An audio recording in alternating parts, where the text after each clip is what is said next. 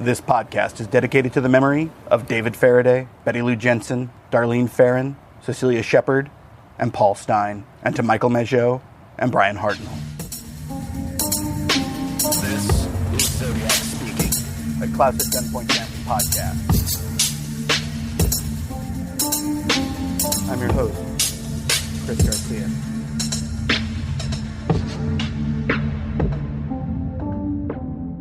True crime was in a very strange place at the end of the 1970s and the early 1980s.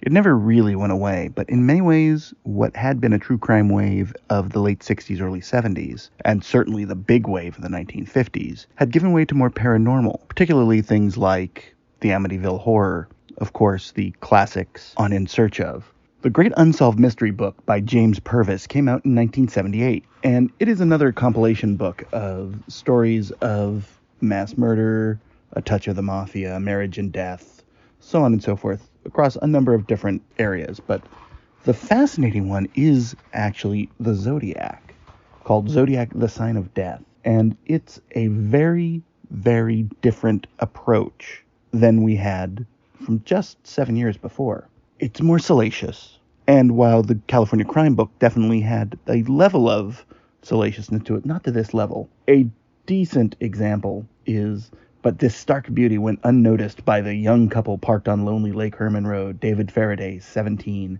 and Betty Lou Jensen, 16, were on their first date. Nervous and excited over the possibilities of romance, they only had eyes for each other.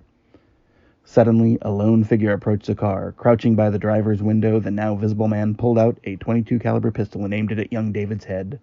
A shot rang out, and then another, and then another. Inside the car, blood spurted from David's head.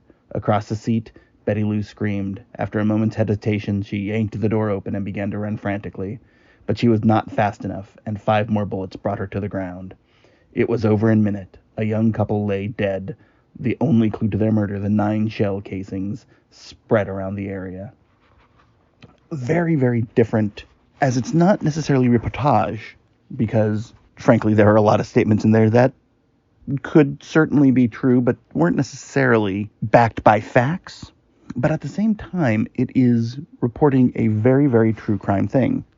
If you released The Great Unsolved Mysteries today, with much of the same content, it would be seen as a relatively run-of-the-mill work, with a couple of exceptions. It's not, again, not particularly literary.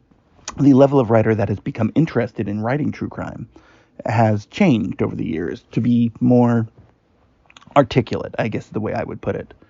And it's also not necessarily police-like. It's not just a cop recounting a story of their past or a lawyer. It's not Vincent Bugliosi writing Helter Skelter. It's not that sort of idea. But there is this idea that it becomes a bigger idea. And the inclusion of Zodiac here towards the front, you have to remember, it's in a section called Mass Murders. And when you look at the other ones there, the Mad Butcher of Kingsbury Run, the Axeman of New Orleans, the third story is Zodiac, and the fourth is Jack the Stripper.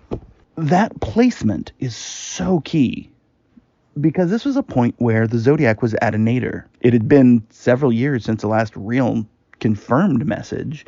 It had been almost a decade since the crimes themselves. It was not at the level that it would be even a few years later. By 1989, we started to see the pickup of true crime again, and part of that was, of course, Unsolved Mysteries.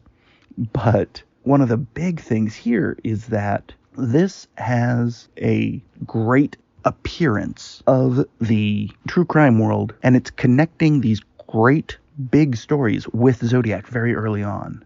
Zodiac had already ascended to a new level. And while we weren't seeing, I hate to use the word murder fandom, but yeah, kind of there, this murder fandom forming, we were seeing a interest in crime beginning to appear again. And it would increase throughout the 1980s, very much so.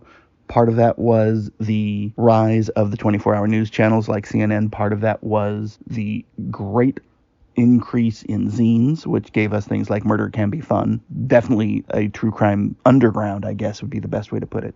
But more importantly, we were seeing coverage of the Zodiac in popular culture through things like Dirty Harry, The Exorcist 2, all of these other things that were directly referencing Zodiac. And one of the reasons I began to look into Zodiac seriously was because in 89, with the 20th anniversary, 88 and 89, the 20th anniversary of Zodiac, the 100th anniversary of the Jack the Ripper murders, it was everywhere. But this is a very unique time capsule, and it doesn't seem to look deeply into the crimes as a thing that needs to be solved as much as it is what happened.